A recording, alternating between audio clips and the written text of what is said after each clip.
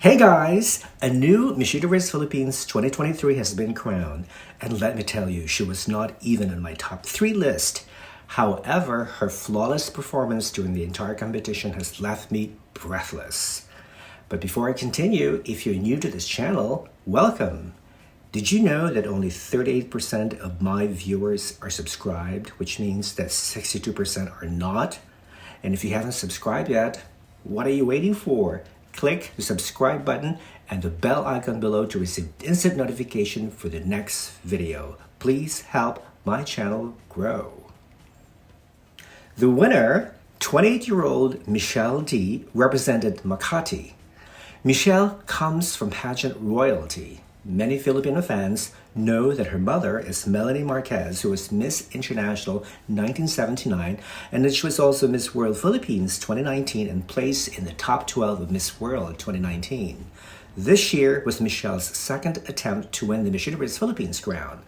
Last year, she placed second and was awarded the Miss Universe Philippines Tourism title, although she did not compete internationally. Now, winning Miss Universe Philippines, Michelle becomes the second Filipina to have won both Miss Universe Philippines and Miss World Philippines titles, second only to Catriona Gray, who was crowned Miss World Philippines 2016 and Miss Universe Philippines 2018. The competition took place at the SM Mall of Asia Arena in Bay City, Pasay, Philippines on May 13th. The show was live streamed starting at 7 o'clock p.m. Manila time by ABS-CBN through ABS-CBN and GMA Network via YouTube, with a delayed telecast on GMA Network on May 14th. There were 38 contestants who competed in this year's pageant, but one of them, Miss Pangasinan Evangeline Fuentes, had to withdraw due to health concerns after being announced as part of the original Top 40. As a result, the organization decided to include Miss Apayao, Christine May Bocang, as a replacement for Fuentes among the official Top 40 candidates. However, 2 other candidates had withdrawn from the competition for undisclosed reasons. Last year, the pageant organizers gave out 2 additional titles, Miss Universe Philippines Charity and Miss Universe Philippines Tourism. But this year, those titles were scrapped and were replaced by 2 new ones, Miss Supranational Philippines and Miss Charm Philippines. That's right, the Miss Universe Philippines organization has acquired the franchise for these 2 pageants. The winners, however, were crowned in a separate ceremony moments after the finals. The show was hosted by actors Alden Richards and Zion Lim, with former Miss Universe Zozibini Tunzi acting as a guest host. Meanwhile, Maureen Montaigne, Miss Globe 2021, and TV and radio host Tim Yap were the Smiley Lounge correspondents.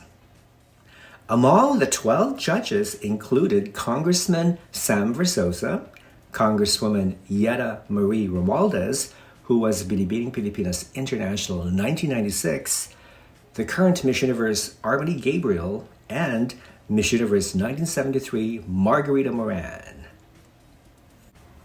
The show began with a group of dancers waving yellow banners as they danced to an up-tempo music, followed by the contestants entering the stage, all wearing black outfits with different styles.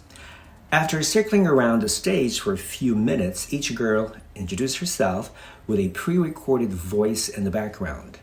Last year, the contestants wore a pair of angel wings as they sashayed all the way to the end of the stage. Thank God they didn't reuse those wings because I found them too tacky for my taste.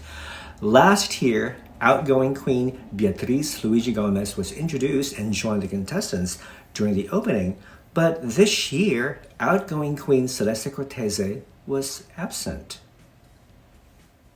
After this segment, a female voiceover introduced the host, Zion Lim looking good in a blue satin jacket, and Alden Richards looking dashing in a tuxedo. Alden then introduced Zozibini Tunzi as the longest reigning Miss Universe. Zozie looked stunning in her shimmering light blue gown and hair extensions. I actually prefer her with hair extensions because they make her exquisite face pop out. This segment was followed by a video clip of the girls enjoying various activities, and then by a video showing the distribution of sponsor awards. Pauline Amelinx of Bohol grabbed the most number of awards with 10. When the time came to announce the top 18, Alden Richards began by announcing the winners of the 3 challenges during the preliminaries on May 10th. Winning the Glam Shot Challenge was January Zarzoso of Agusan del Norte. Pauline Amelinx of Bohol won the Swimsuit Challenge, while Angelique Monteau of Pampanga won the Runway Challenge.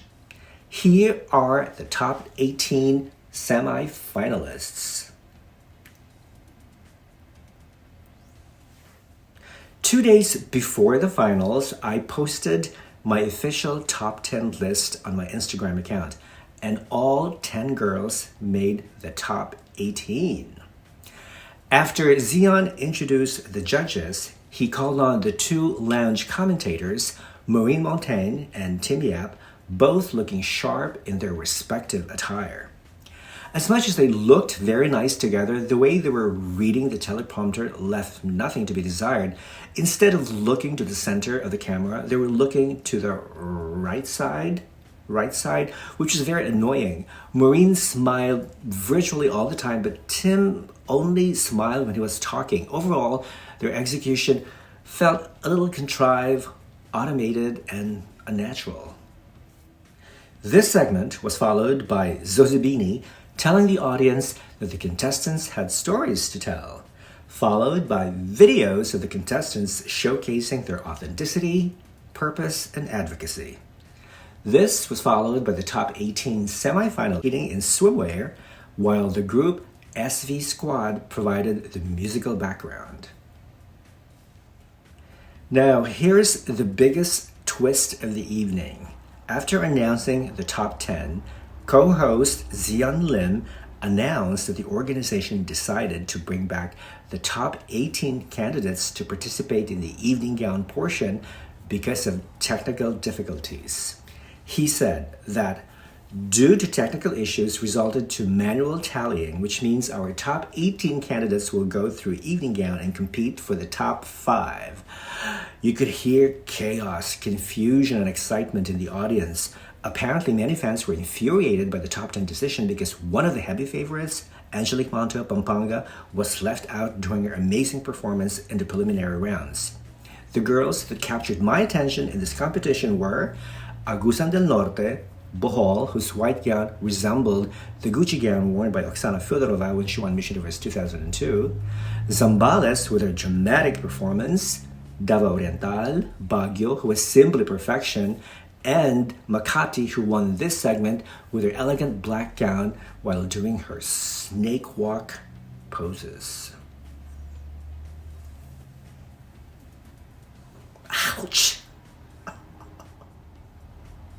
While the judges deliberated on the top 5, Filipino-American singer Jessica Sanchez, who was a runner-up in the 11th season of American Idol, belted out a couple of tunes. Then, Shamsi Supsupli, the national director, and Congresswoman Yera Marie Romualdez and Miss Universe 2022 Arbany Gabriel came up on stage to give words of inspiration to the candidates.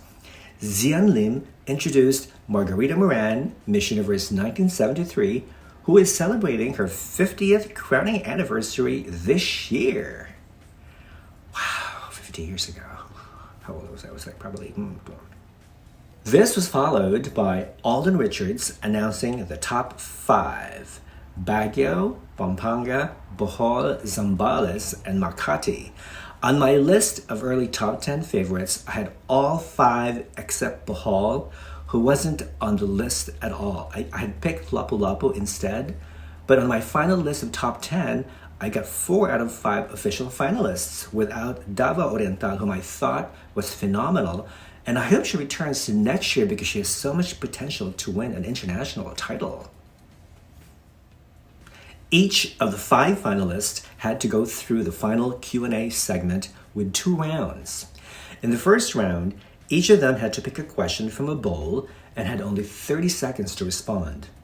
The questions asked revolved around political and social issues, and each finalist was able to answer her respective question with ease, except for Baguio, who picked the most polarizing question asked by Judge Diane Castillejo. The question was, trans women athletes are now being allowed to compete in women's sports events in many international competitions. Do you think that this is a step in the right direction? Baguio said in her most diplomatic manner that trans women should not be allowed in the women category due to biological reasons. You could hear some noise in the audience who disagreed with her response. Frankly, I did not feel confident that she would win because of her underdeveloped answer. So from this moment on, I started cheering for the two girls that gave the most solid answers, Bohol and Makati. The second round involved asking the 5 finalists the same question. Recently, the Department of Tourism has adopted a new branding campaign, We Give the World Our Best. For you, what is the best that we could offer to the rest of the world, and why do you consider it so? Bohol and Makati gave the most solid and strongest answers in both rounds, and at this point, it was becoming obvious that those two women would eventually fight for the crown. The Q&A portion was followed by the finalists sashaying one by one on stage so the judges could get a final look.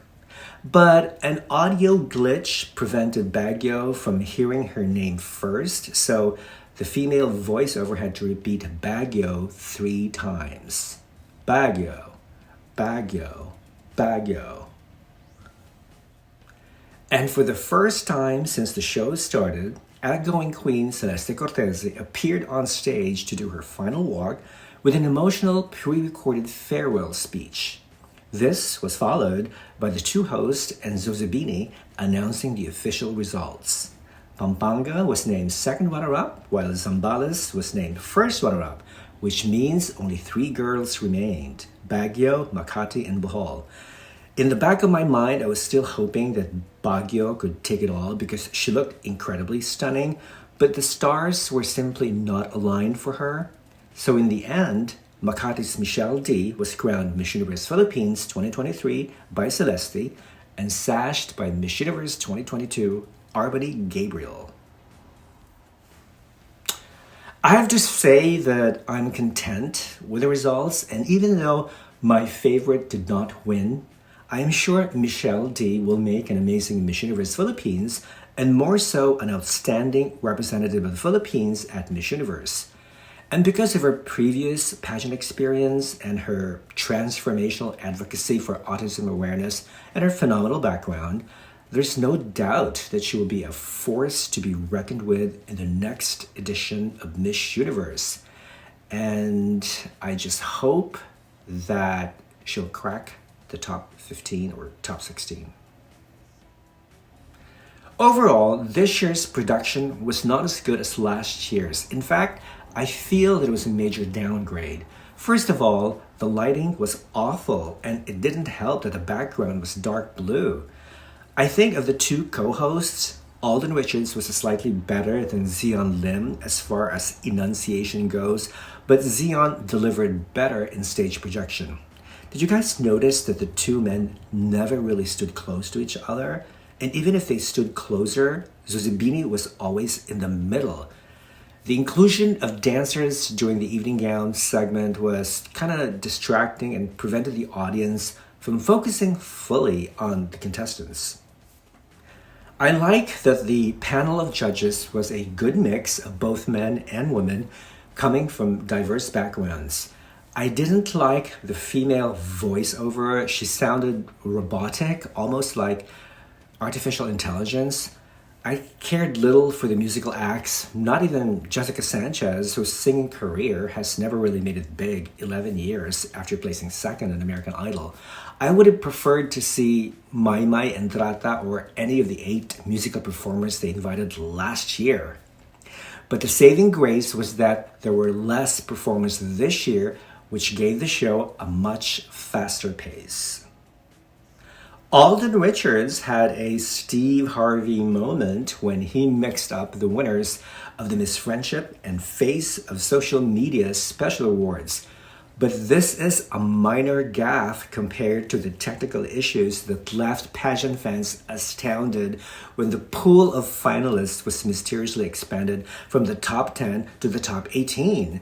I mean, to this day, we still don't know what caused the technical issues, which makes you wonder if the pageant had been rigged to favor some contestants. Or maybe it was a gimmick to stir controversy and publicity.